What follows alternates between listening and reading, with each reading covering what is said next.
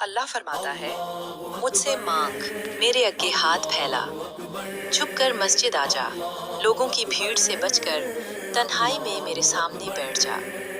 میں تیرے بے چین دل کو چین دوں گا، تیری تڑپ، تیری بے قراری میں سکون کی دولت میں بدل دوں گا۔ یہ سکون تجھے کہیں اور نہیں ملے گا، یہ صرف میری یاد میں ملے گا۔ عرش کا رب فرماتا ہے، میرا ذکر کر، میں تجھے وہ قرار دوں گا جو دنیا نہیں دے سکتی۔ آؤ آج اسی رب کے حضور دعا کے لیے ہاتھ اٹھاتے ہیں۔ جب زندگی کے سفر کا آخری لمحہ ہے تو ہمیں کلمت طیبہ نصیب فرما، ہمیں بے ایمانی کی موت سے محفوظ رکھ اور ایمان کی حالت میں دنیا سے رخصت فرما۔ اے اللہ، ہماری آخرت کی منزلوں پر اپنا خاص فضل فرما، ہم سے سخت حساب نہ لینا، ہم پر آسانی اور رحمت کا معاملہ فرمانا۔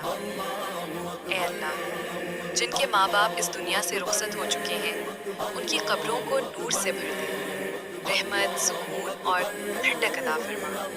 ان کی لغزشوں کو معاف فرما اور ہمیں ان کے لیے صدقہ جاریہ بنا دے۔